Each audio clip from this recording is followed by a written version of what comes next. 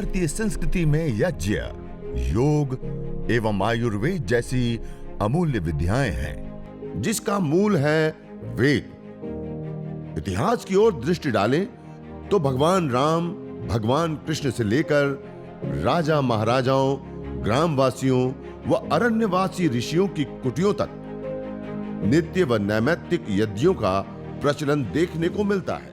10 साल पुराना केस है हार्ट का, और मैंने स्वयं इनको देखा 10 साल पहले, तो एकदम लकड़ी हो गई थी, एक बिल्कुल ऐसी ऐसा हड्डी दिखाई देती थी। और इनको डॉक्टरों ने बोल दिया था कि अब ये बचेगी नहीं, अब ये अंतिम ये है, अगर तुमने ऑपरेशन नहीं करवाया तो थोड़े दिन की मेहमान हो। अब उनके स्वयं मुंह से सुनेंगे कैसा लगा यज्ञ में आने के बाद। मुझे अटैक आया था, ये मुझे बाद में मालूम पड़ा। मेरे को चक्कर आया, मैं गिर गई, तो मुझे भक्ति वेदांता हॉस्पिटल में, पहले साईं में नीचे मैं एडमिट किया। वहाँ से बोला कि सीरियस केस है। उसने 5-6 घंटा ट्राई किया, लेकिन उसके बाद मुझे भक्ति वेदांता में भेजा। तो 3 दिन के बाद मुझे होश आया। डॉक्टर लोगों ने टोटल घर वालों को जवाब दे दिया, बोला भी ऊपर वाले के हाथ में। लेकिन भगवान की कुदरत है कि मैं आज भी जिंदा हूँ डॉक्टर साहब की वजह से। मैंने बोला कि मुझे ऑपरेशन कराना नहीं है। वो टाइम पे हमारी हस्ती भी नहीं थी इतनी, लेकिन फिर सब लोगों ने बोला कि कैसे चलेगी। मैंने बोला अभी भगवान के ऊपर मैं छोड़ देगी। 1 हफ्ते के बाद हमारे नेबर है ना, उसने बोला एक काम करो ना, तो इधर हवन में जाया करो। फिर मैंने ना थोड़ा थोड़ा हंसते, पहले रिक्शा में आती थी, ऐसा कर करके बैठना सीख गई। फिर वहीं पे मैंने ये किया, करीबन 1 महीना गया, 2 महीना गया, मेरे में रिकवर आने लगा। करीबन मेरे को 2 साल के बाद वापस में मेरे को बोला कि आप एक बार चेकअप तो कराओ ना, देवेंद्र सिंह ने बोला। मैंने बोला ठीक है, मैं करा देती हूँ। लेकिन मुझे भगवान की दया से कुछ भी नहीं निकला। और वो डॉक्टर हैरान हो गए, क्या बात है, आप जो 15 दिन जीने वाली औरत आज इतने सालों से आज मैं आप सबके सामने हूँ। एक लड़का है, मैं इसका भी इंटरव्यू करवा दूँ, ये साक्षात है। ये जब चलता था, तिवारी बहन जी ने भी इन्होंने देखा, वो ऐसे चलता था ये। तो ये जो है गिर जाता था बेचारे को, सीधा साधा, और बोलता भी, स्पीच साफ नहीं आती थी बिल्कुल। तो इसको मैंने एक दिन बोला तू यहाँ पे आया कर बेटा, यहाँ हवन में बैठा कर। उस दिन से ये हवन में आने लगा। हवन आवाज ऐसे ऐसे बोलता था धीरे। तो मैंने कहा तू इसमें बैठा कर, रोजाना आने लगा कंटिन्यूस। उसका परिणाम क्या हुआ, स्पीच भी थोड़ी आने लगी।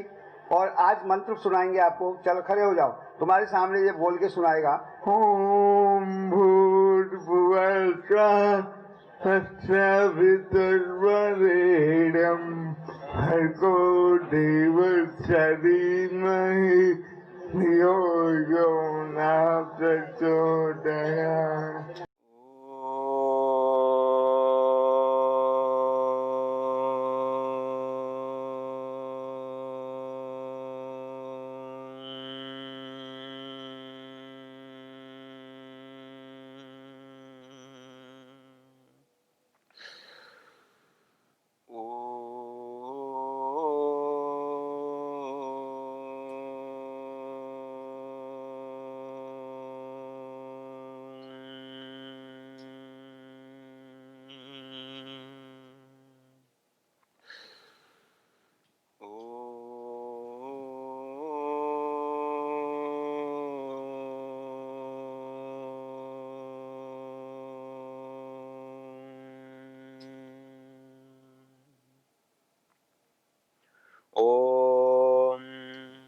विश्वानि देव सवितर्दुरितानि परासुव यद्भद्रं तन्न आसुव। ओम शांति शांति शांति। इस प्रकार हम कोई भी कार्य की शुरुआत करते हैं, शुभ प्रारंभ करते हैं, तो परमपिता परमात्मा का निज नाम पावन ओंकार का उद्घोष करते हुए हम शुरू करते हैं।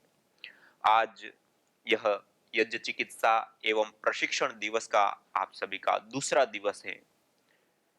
प्रथम दिवस में हमने कुछ क्रिया विधि आदि के विषय में हमने जाना। आज हम इसी यज्ञ को लेकर के और कुछ विषयों को लेकर के हम और जानेंगे। उससे पहले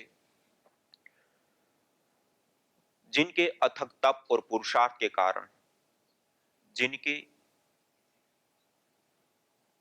ज्ञान के कारण, विज्ञान के कारण आज पूरा संसार आलोकित हो रहा है।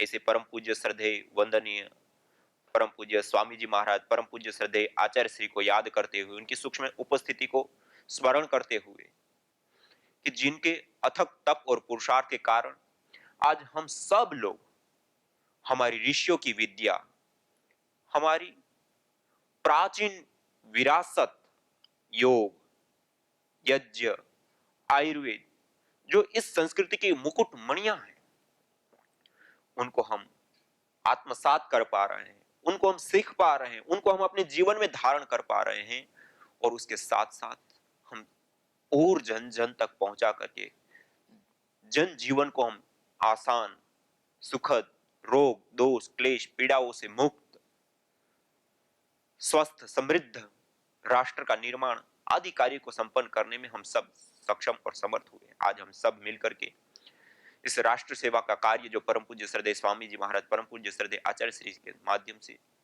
जो आज पूरे राष्ट्र में व्यापक रूप से आगे बढ़ रहा है, और आप सभी योग योद्धा, याजिक भाई बहन जो इस अभियान में अपना कंधा से कंधा मिला करके रात दिन अपने कार्य कर रहे हैं और किया है, और आज आप सभी अलग अलग राज्य से, अलग अलग जिलों से, पूरे भारतवर्ष से आप सभी योगी साधक भाई बहन इस यज्ञ चिकित्सा और प्रशिक्षण के लिए आप जुड़े हैं।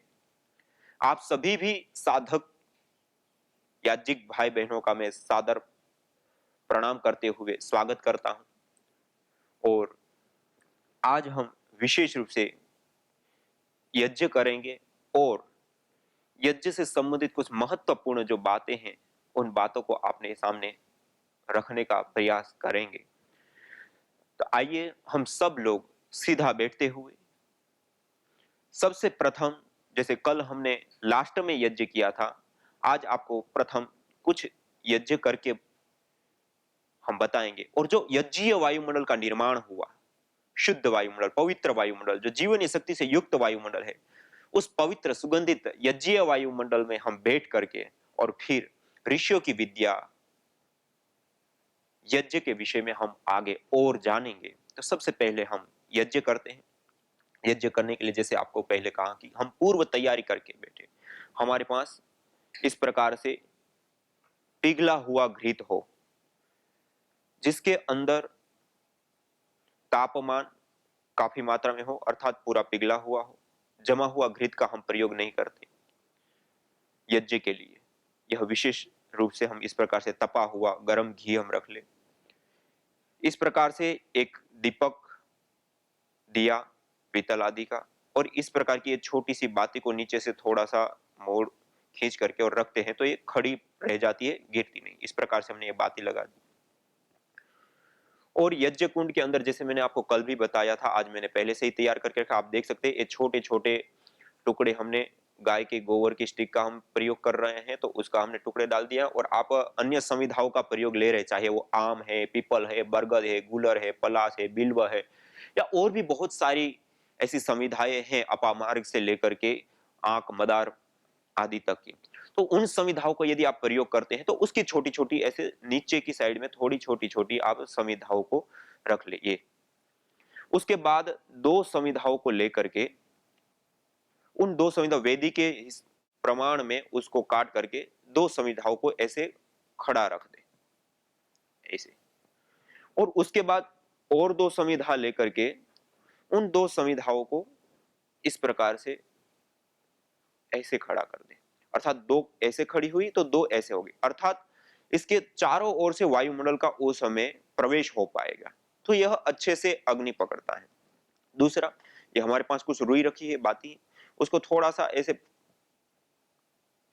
फुला करके और उस रुई को इस वेदी के मध्य में नीचे रख दीजिए, ऐसे वेदी के मध्य में। आप देख पा रहे हैं, ये वेदी के मध्य में हमने नीचे रखा है। उसके बाद दोनों संविधाओं को हमने साइड में रख दिया और दो संविधाएं इस साइड में।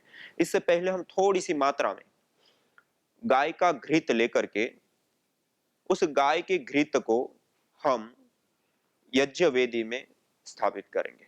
अर्थात जो हमने रुई रखी है, बाती रखी है, उस रुई के ऊपर, उस बाती के ऊपर हम थोड़ी सी मात्रा में इस प्रकार से घृत को डाल देंगे। अर्थात जो रुई रखी वो भी गीली हो जाएगी, उसके साथ साथ जो छोटी छोटी समिधाएं हमने रखी हैं वो भी हल्की सी गीली हो जाए, और जो हम ये ऊपर से जो समिधाएं रखते हैं वह समिधाएं भी हल्की सी मात्रा में उसके ऊपर भी इस प्रकार से हम घी रख सकते हैं। वैसे अभी इतनी आवश्यकता नहीं होती है, जब वर्षा ऋतु है, संविदा थोड़े सीलन से युक्त होती है, तब इस क्रिया को करने की आवश्यकता होती है। लेकिन आप आज दूसरी बार ही यज्ञ कर रहे हैं तो कहीं धुआं ना हो या अग्नि को पकड़ने में समय ना लगे, इसके लिए मैं एक क्रिया विशेष रूप से करवा रहा हूं आपके पर। तो इस प्रकार से हमने ये समिधाओं को रख दिया, और समिधाओं को रखने के बाद हमने विशेष रूप से उसके ऊपर थोड़ा सा घृत का सिंचन कर दिया, और 2 समिधाएं हमने ऐसे रख दी, और उसके ऊपर भी हम थोड़ी सी मात्रा में घृत रख देंगे, जिससे वो तुरंत और जल्दी से अग्नि को वह पकड़ ले। और एक समिधा हम और लेंगे, उस समिधा को भी हम घृत से सिंचित कर देंगे। घृत से गीली कर दीजिए ऐसे। घृत से सिंचित करने के बाद उसको आप पास में रख लीजिए। अब हमारे पास कर्पूर रखा हुआ है, यह कपूर की 2 टिकिया हैं। एक टिकिया को आप हाथ में लेकर के ऐसे दबाएंगे तो उसका पाउडर हो जाएगा। उस पाउडर को उस बाती के ऊपर और समिधाओं के ऊपर ऐसे डाल दीजिए। और एक दूसरी टिकिया मेरे पास है, उस टिकिया को आप शुरू में इस प्रकार से रखें कि वो आगे से बाहर की ओर निकली हुई, अर्थात आप दीपक के पे उसको लगाएं तो सीधा वो अग्नि को पकड़ पाए। ऐसे रख करके तैयार करके रख लीजिए। और जो आपके पास दीपक है, उस दीपक के अंदर भी आप थोड़ी सी मात्रा में जो हमने बाती लगा ली है, बाती लगाने के बाद थोड़ा सा घृत उसमें सिंचित कर दे, रख दे, डाल दे। घृत हमने दीपक में भी डाल दिया, कपूर को भी लगा दिया। अब हम यज्ञ का प्रारंभ करेंगे, तो सबसे पहले सीधे बैठते हुए 3 बार पावन ओंकार का उद्घोष करते हैं। मंगलाचरण इसको कहते हैं।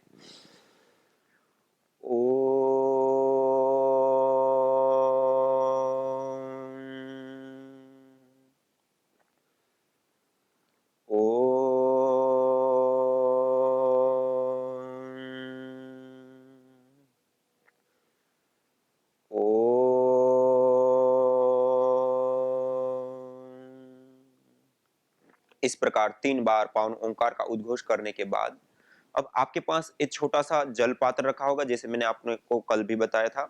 एक छोटी सी कटोरी में आप कोई भी कटोरी या ताम्र पात्र में जल लेकर के अब अपने दाएं हाथ की अंजलि में जल लेंगे। हम दाएं हाथ की अंजलि में जल लेकर के ओम अमृत पस्तरणमसि स्वाहा। अब इस जल का हथेली को नाली नुमा बनाते हुए ओष्ठ के साथ लगाते हुए इस जल का पान करना है। इसको कहते हैं आचमन करना,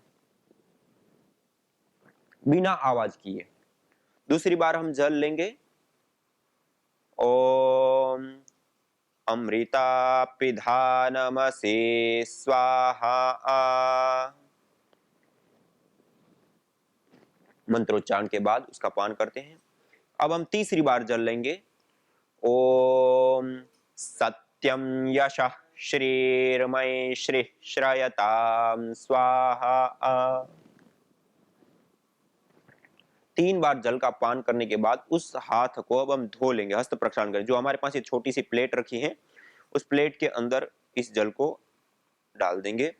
फिर बाएं हाथ की अंजलि में हम जल लेंगे और आचमन पात्र को अब हम थोड़ा सा साइड में कर देंगे।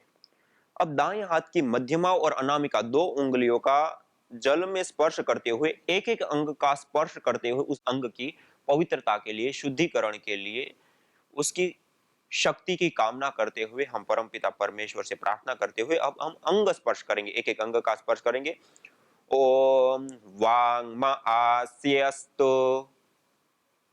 ओम नसोर में प्राणो अस्तु। ओम अक्ष्णोर में चक्षुरस्तु। ओम कर्णयोर में श्रोत्रमस्तु। ओम बाह्वोर्मे बलमस्तु। ओम ऊर्वोर्म ओजोऽस्तु। ओम अरिष्टानि मेंगानि तनुस्तन्वा में सह संतु। अब इस जल को ऐसे करके सभी अंगों के ऊपर उसको छिड़क देते हैं और फिर हाथों को एक छोटा सा नेपकिन आप रख सकते हैं, उससे हाथों को अच्छे से पोंछ दिया। यह आचमन और अंग स्पर्श की क्रियाएं हमारी संपन्न हुई।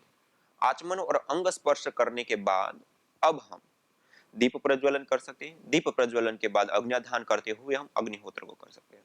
यदि हमारे पास समय है तो हम विशेष रूप से ईश्वर स्तुति प्रार्थना उपासना के 8 मंत्रों का हम उच्चारण करेंगे।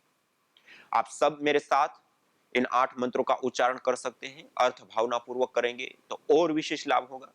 तो आइए आज हम ईश्वर स्तुति प्रार्थना उपासना के 8 मंत्रों का उच्चारण करते हुए इस देव यज्ञ का हम प्रारंभ करते हैं।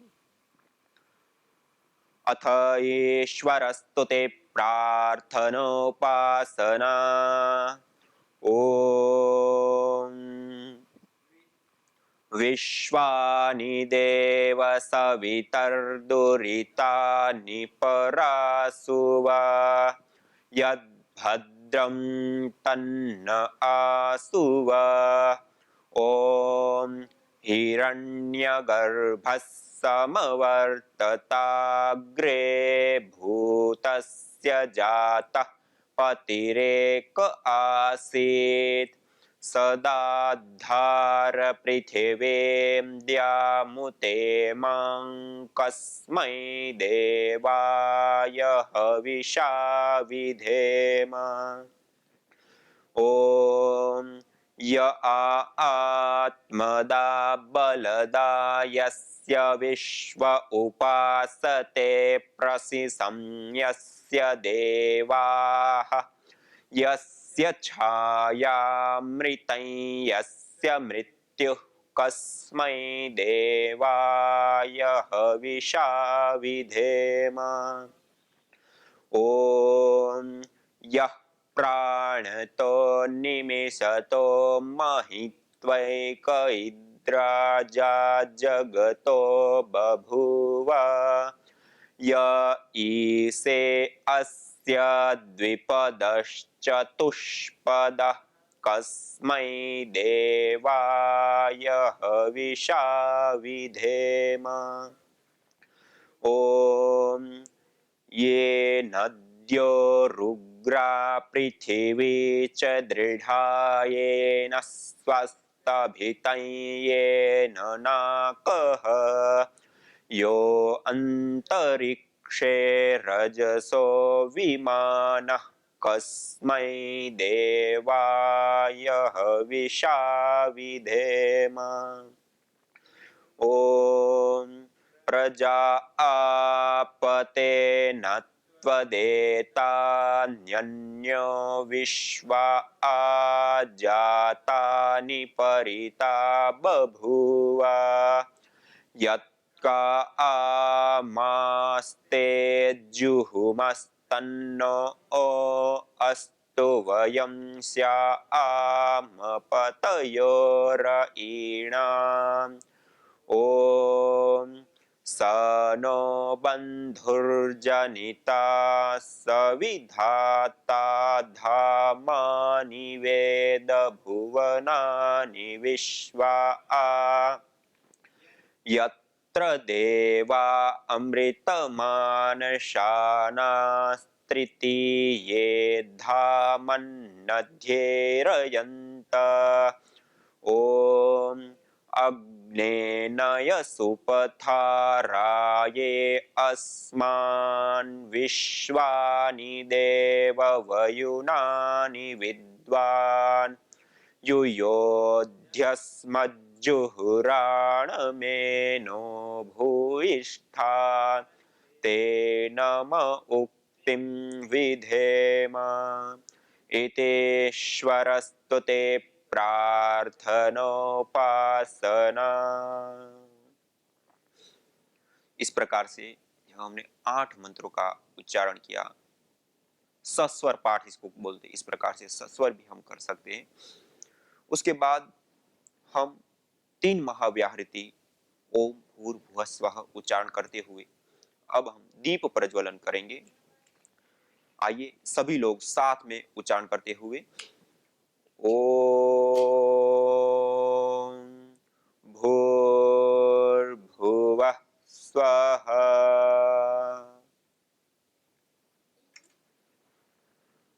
इसके बाद शुरू के अंदर जो हमने कपूर रखा था उसको हम ले लेंगे हाथ में और अब हम अग्न्याधान करेंगे।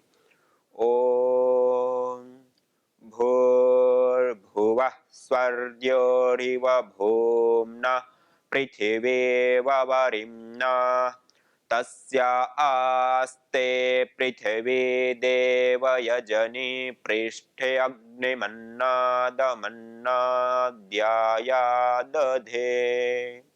वेदी के मध्य में जो हमने रुई रखा उसके ऊपर इस कपूर की टिकिया को रख देंगे। अगले मंत्र के माध्यम से इस अग्नि को प्रदीप्त करने के लिए संविधा लगाना पड़े, घृत की आहुति देनी पड़े या हवा लग देनी पड़े, जो आवश्यकता पड़े वो सब हम कर सकते हैं। ओम उद्बुद्ध्य स्वाग्ने प्रतिजागृहे त्वमिष्टापूर्ते